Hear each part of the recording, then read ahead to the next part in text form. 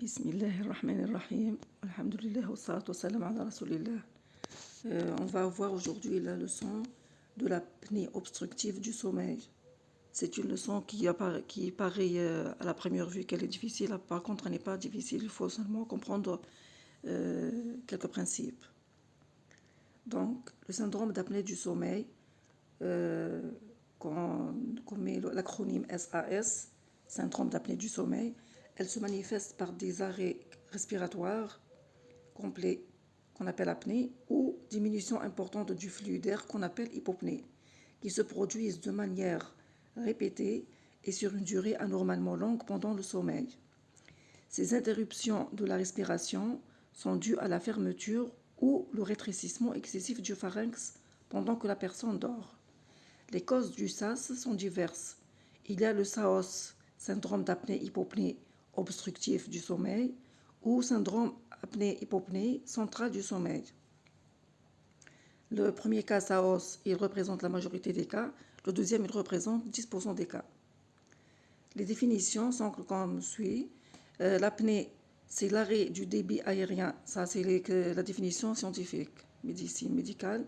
L'apnée, c'est l'arrêt du débit aérien nasobuccal pendant au moins 10 secondes, avec persistance des efforts ventilatoires pendant l'apnée.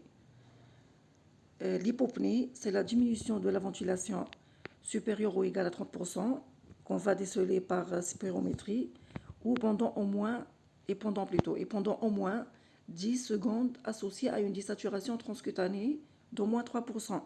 Cette désaturation va être mesurée par l'oxymétrie. J'ai oublié le M ici. La définition dit que ou bien on trouve une ventilation supérieure ou égale à 30%, la diminution plutôt, de plus de 30% pendant 10 secondes au moins, avec des saturations transcutanées d'au moins 3%, ou avec un micro-IV qu'on mesure avec polysomnographie. La remarque, le nombre d'apnées et d'hypopnées rapportés sont autant d'enregistrements par la polygraphie ventilatoire, on va détailler tout ça après, ou autant du sommeil par polysomnographie. Ces données vont déterminer l'index d'apnée-hypopnée qu'on appelle l'IAH. C'est un index. La définition opérationnelle du SAOS. Les occlusions répétées des voies aériennes pendant le sommeil. Elles sont définies par la présence des critères A ou B avec le critère C. Donc, ou bien A avec C, ou B avec C. Le critère A, il représente la somnolence diurne excessive non expliquée par d'autres facteurs. Ces autres facteurs, on va les voir au diagnostic différentiel. Le critère B, il représente la présence de, au moins, des critères suivants. Ces critères vont présenter la qualité de vie du patient. Par exemple, le ronflement sévère et quotidien. Quand il dort, il va ronfler, et il se donne ou sensation d'étouffement, suffocation pendant le sommeil, ou le sommeil il est non réparateur. Comment on va connaître qu'il est non réparateur? Quand il se réveille, il se sent fatigué, malgré qu'il a pris 16 heures de sommeil. Et aussi, il y a un autre critère qui est difficulté de concentration. Aussi, il y a les éveils répétés et la nicturie. Nicturie, c'est quelqu'un qui est obligé de se lever plusieurs fois par nuit pour aller aux toilettes. Le critère C, c'est la polygraphie. Il est polygraphique, c'est l'adjectif. C'est la polygraphie ou la polysomnographie. Le SAOS égale IAH supérieur à 5, c'est-à-dire on va poser le diagnostic de SAOS. Si l'index d'apnée-hypopnée est supérieur à 5, cet index va être mesuré par ces deux mesures, la polygraphie ou la polysomnographie. Quelle est l'ampleur du problème, c'est-à-dire l'intérêt de la question? Les hommes représentent 25% et les femmes 9% qui sont touchés par cette maladie, mais qui sont de race blanche, qui sont entre 30 et 60 ans.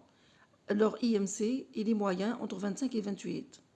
Et ces taux ont un IAH supérieur à 5. Par contre, l'IAH supérieur à 15, il représente 9% des hommes et 4% des femmes. Signalons je vais pas parler de ça après dans les facteurs de risque, que les femmes sont moins concernées par cette maladie, sauf quand elles sont ménopausées, il y a une augmentation de l'incidence de cette maladie. Il y a aussi 80% des patients qui sont sous-diagnostiqués, qui ne savent pas qu'ils ont une apnée de sommeil, ils n'ont pas ce syndrome. Et aussi, il y a 7 fois plus de patients qui sont obèses, qui ont un IMC supérieur à 30. Le SAOS grave peut être mortel plus souvent. Quand il est grave, il peut être mortel. Donc ça, tous ces signes marquent pourquoi le problème il est ample. Les conséquences sur la vie du patient, l'accident de la voie publique, c'est quelque chose qu'on ne peut pas négliger. La perte d'emploi, pour les conditions, il va avoir des conditions de vie altérées à cause de sa somnolence, et la dysfonction sexuelle. Les facteurs de risque du SAOS, c'est l'âge, quand il est âgé. Le sexe, c'est beaucoup plus chez les hommes, comme on l'a dit tout à l'heure, mais les femmes, l'incidence augmente quand elles sont ménopausées. Aussi l'obésité, la graisse cervicale va produire un poids sur les voies aériennes supérieures. Et encore plus, la graisse abdominale, elle va produire une pression sur le diaphragme. Et tous ces deux phénomènes vont altérer la respiration, donc il va produire ou bien une apnée ou une hypopnée. Ces deux remarques de la graisse cervicale et la graisse abdominale, on induit,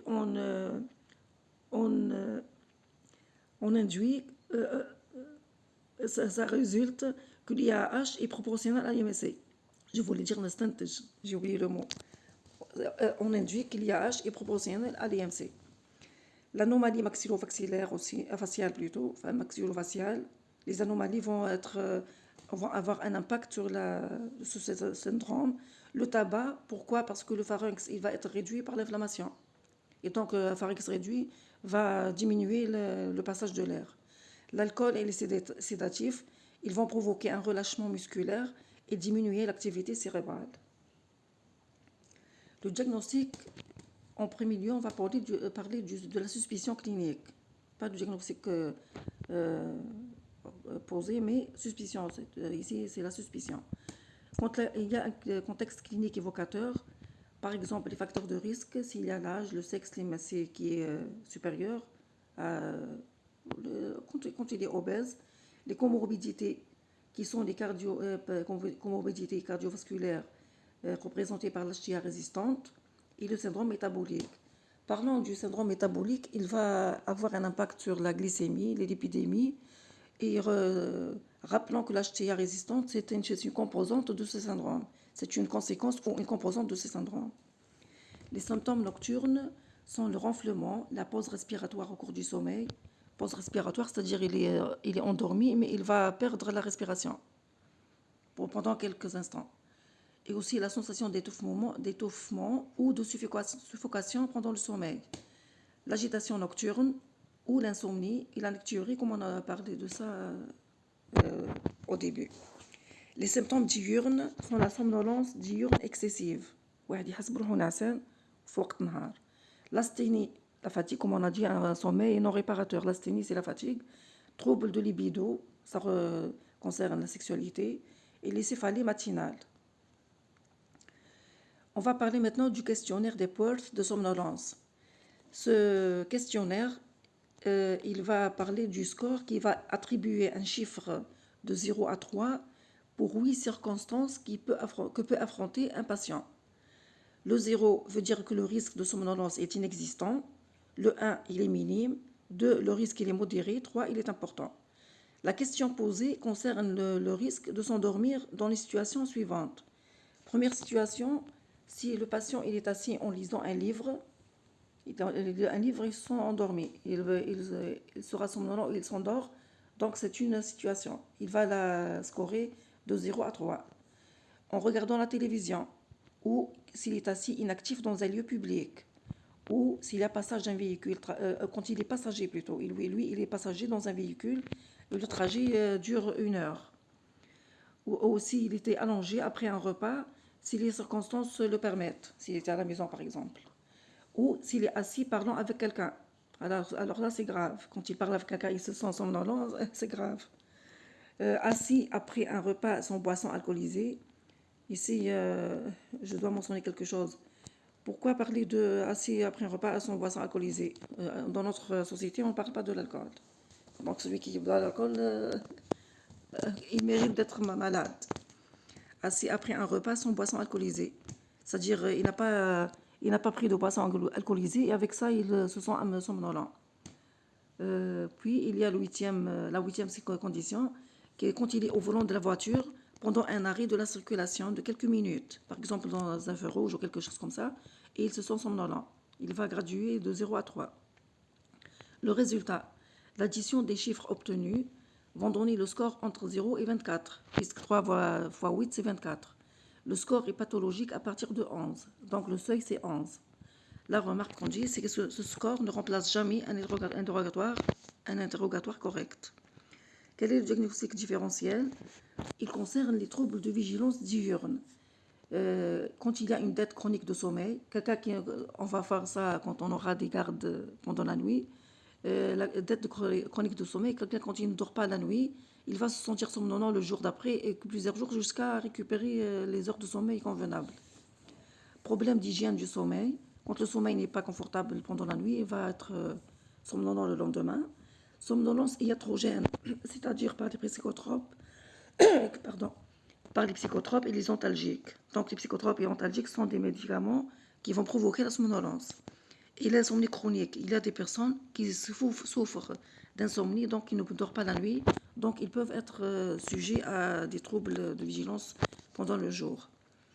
Et l'hypersomnie centrale, représentée par la narcolepsie ou l'hypersomnie idiopathique. La narcolepsie, c'est une maladie neurologique chronique rare qui affecte la régulation du sommeil et du réveil. Le diagnostic de confirmation, c'est par les enregistrements nocturnes. On va les détailler ici. La polygraphie ventilatoire, qu'on va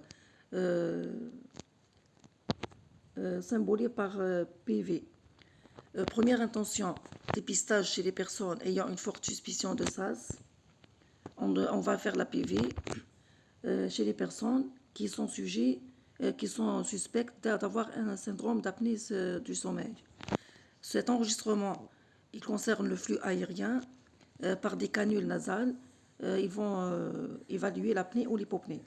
L'analyse des efforts respiratoires, donc ici les efforts, c'est par les muscles, par des sangles détectant les mouvements thoraciques et abdominaux. S'il y a des mouvements respiratoires des muscles, donc l'origine n'est pas centrale, elle doit être obstructive. Ici, il y a abolition de ces mouvements, donc on va confirmer que l'origine elle est centrale. L'oxymétrie de pouls pour évaluer une désaturation associée, puisqu'il y a un manque d'air, donc manque d'oxygène, donc désaturation. La confirmation diagnostique, la suite, c'est le deuxième test, c'est la polysomnographie, PSG. C'est l'examen de référence qu'on dit gold standard. Examen plus complet mais coûteux et chronophage. Coûteux, c'est-à-dire il demande beaucoup d'argent. Chronophage, il demande beaucoup de temps. Il comprend l'enregistrement des données du PV, donc il contient les données du PV, plus l'analyse du sommeil par l'électroencéphalogramme, l'électrooculogramme, qui mesure les mouvements oculaires, et l'électromyogramme qu'on place sur le menton, qu'on dit mentonnier, parce que les mouvements du muscle mentonnier vont être détectés est-ce qu'ils travaillent ou non. Ces données permettent la répartition des différents stades du sommeil qu'on appelle hypnogramme et l'enregistrement des éveils et des micro-éveils associés aux apnées et hypopnées. L'IAH, c'est l'indice apnée-hypopnée. Il va être compté de la façon suivante. C'est le nombre total d'apnée-hypopnée divisé par le temps d'enregistrement en PV, en polygraphie ventilatoire. Par exemple, on trouvera 200 par 10 heures.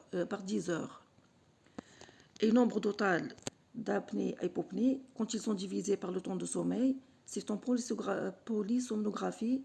Par exemple, on trouvera 200 apnées ou hypopnées, événements on va dire, par 5 heures de sommeil.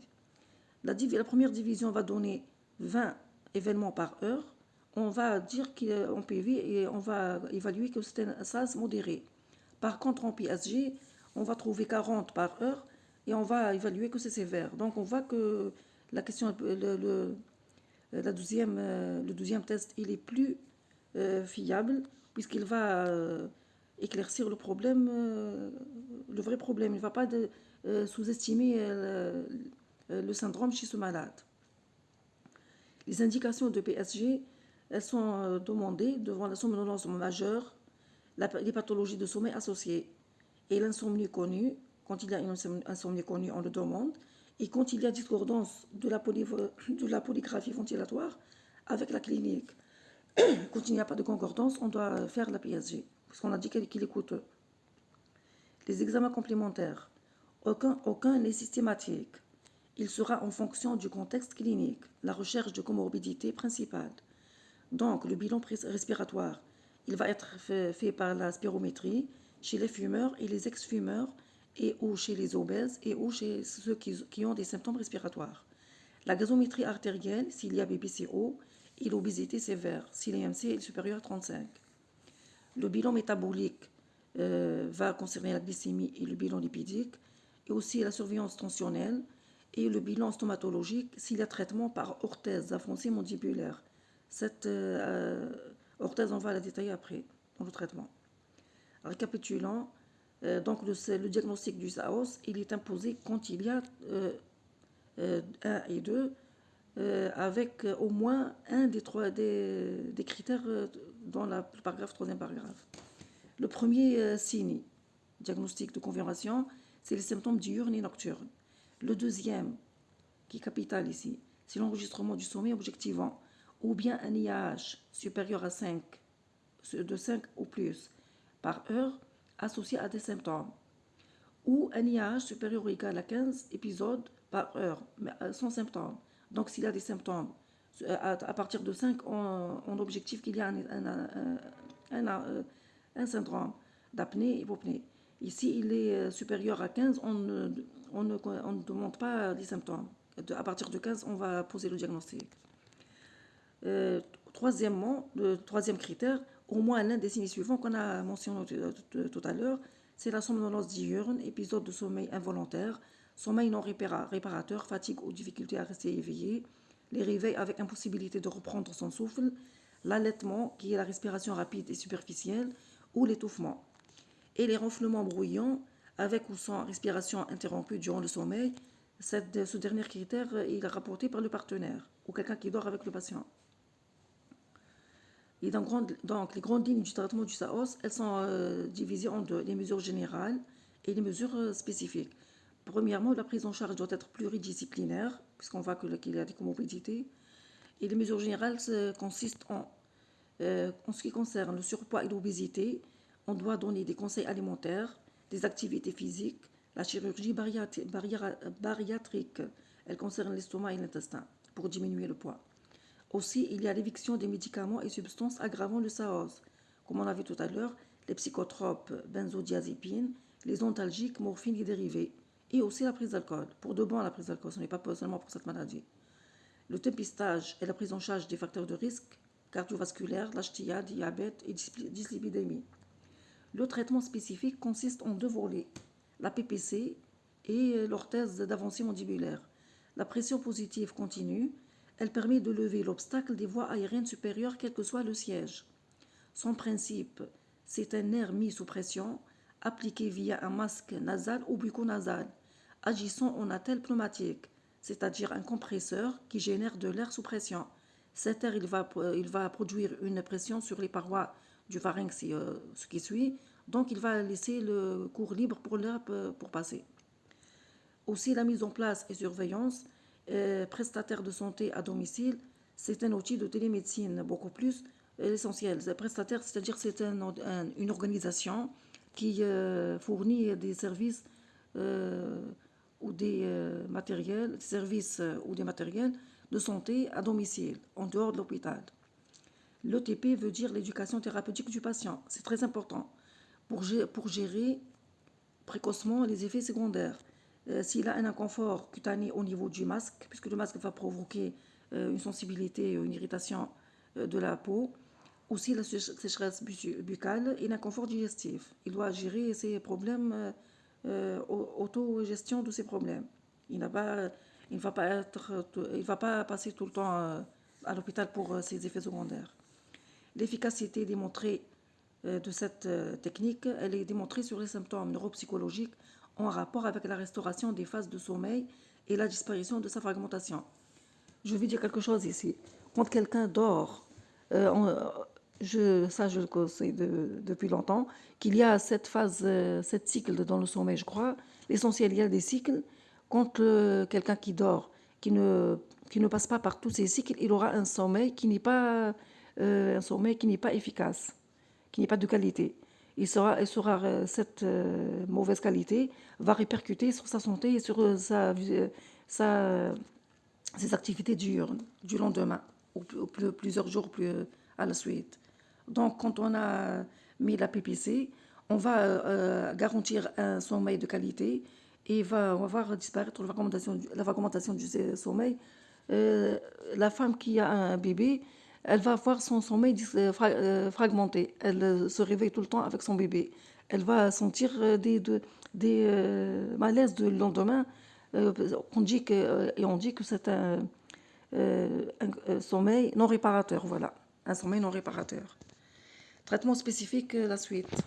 L'orthèse d'avancée mandibulaire, OAM, c'est un appareil orthodontique constitué de deux gouttières moulées sur l'arcade dentaire.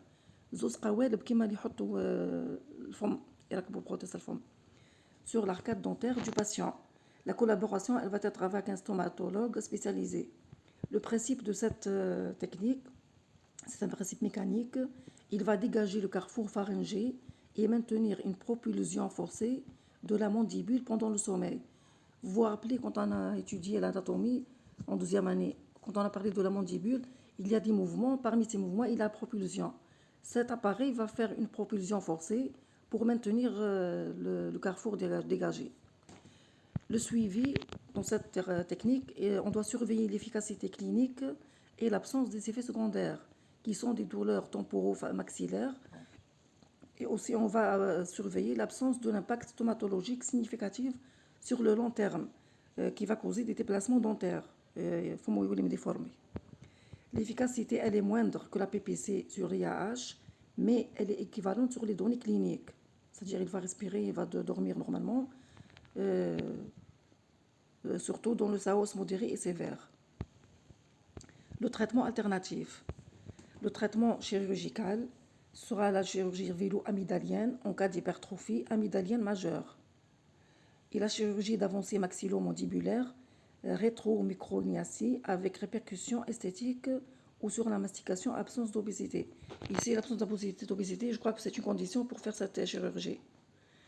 Le traitement positionnel sur sa hausse positionnelle, en décubitus dorsal, quand quelqu'un dort sur le dos, tout le monde sent ça, on va se sentir étouffé, suffoqué. Donc, chez un patient qui est malade, ce sera grave. Qu'est-ce que représente ce traitement? C'est un traitement mécanique. C'est un obstacle qui s'oppose ou un dispositif qui détecte le décubitus dorsal. Donc, on va placer cette technique chez le malade. Quand il détecte qu'il s'est endormi sur son dos, il va le réveiller, il va se dormir en décubitus latéral. Les indications thérapeutiques de ce qu'on a parlé maintenant. La PPC, c'est la première intention. On a dit qu'elle est plus efficace. Mais elle est en première intention chez les patients symptomatiques avec IAH supérieur à 30. Mais si l'IAH est entre 15 et 30, avec somnolence sévère et ou risque accidentel ou comorbidité cardiovasculaire ou respiratoire grave, donc ici, on n'attend pas le 30 par heure. Même entre 15 et 30, on fait la PPC. Pour la première intention de l'orthèse d'avancée mandibulaire, c'est pour les patients symptomatiques avec un IAH entre 15 et 30 par heure sans somnolence ou comorbidité grave. C'est le contraire de l'autre cas. En seconde intention, en cas de refus ou d'intolérance à la PPC. Si quelqu'un ne tolère pas PPC, on lui donne l'OAM. Comment évaluer la sévérité? C'est par l'IAH. Légère, elle est légère, la sévérité est légère si l'IAH entre 5 et 14. Elle est modérée si elle est entre 15 et 29. Elle est sévère si elle est supérieure à 30. On n'a pas parlé de inférieur à 5. Inférieur à 5, il n'est pas malade. On a dit que le seuil commence par 5. Plus la sévérité, plus l'IAH, on va ajouter l'évaluation de l'importance de l'intensité des symptômes. Très longue, mais elle est plus facile, cette phrase. C'est-à-dire on va évaluer l'intensité des symptômes, s'ils sont intenses ou non. Aussi, la présence des comorbidités cardiovasculaires et respiratoires. Quelles sont les conséquences et comorbidités de cette maladie? Les neuropsychologiques, les conséquences neuropsychologiques, elles vont concerner l'asthénie, la somnolence excessive, ralentissement intellectuel global, et tout le monde peut connaître ces symptômes, puisque quand on ne dort pas bien, c'est tous ces symptômes qu'on va sentir le lendemain quand on ne dort pas bien. Donc, c'est les mêmes symptômes chez un SAOS, un patient de SAOS. Aussi, il y a altération de la mémoire et des fonctions exécutives et procédurales. Cette deuxième n'est pas toujours présente chez tout le monde. Qu'est-ce qu'il y a comme conséquence à ces manifestations? Il y aura altération de la qualité de vie, augmentation du risque d'accident de la voie publique et du travail, et troubles de l'humeur et irritabilité. Le patient va se sentir énervé, irrité, mal à l'aise, c'est-à-dire. Aussi, il y a les conséquences de comorbidités cardiovasculaires et métaboliques qui sont liées aux désaturations et les micro-éveils. Les micro-éveils vont modifier les sécrétions hormonales, c'est pour ça qu'il a un impact. Le SAOS, le SAOS, le SAOS il est considéré, plutôt le SAOS, il est considéré comme un facteur de risque cardiovasculaire. Il va provoquer des HTA, du diabète, de la coronaropathie et l'AVC et troubles du rythme. Donc SAOS ici, c'est la conséquence, les facteurs de risque et ce qui suit. La conclusion, j'ai apporté de la leçon parce qu'elle est bien, je n'ai pas besoin de la changer. Le SAOS, c'est un résumé. Le SAOS, ce sont des occlusions répétées des voies aériennes secondaires supérieures pendant le sommeil. Le syndrome d'apnée-hypopnée centrale, il représente 10% des cas, des SAS en général. Les facteurs de risque, ce sont le sexe masculin, l'âge et le surpoids. Rappelons que la femme, à la ménopause, elle voit l'incidence augmenter. Les conséquences, nuit non réparatrice, avec perturbation du fonctionnement diurne, les somnolences, les asthénies, troubles de concentration, troubles de l'humeur. Aussi, suspicion diagnostique, elle repose sur les signes cliniques évocateurs et la confirmation diagnostique par les enregistrements PV et PSG. Les risques associés, les comorbidités cardiovasculaires et surtout les accidents de travail et de la circulation.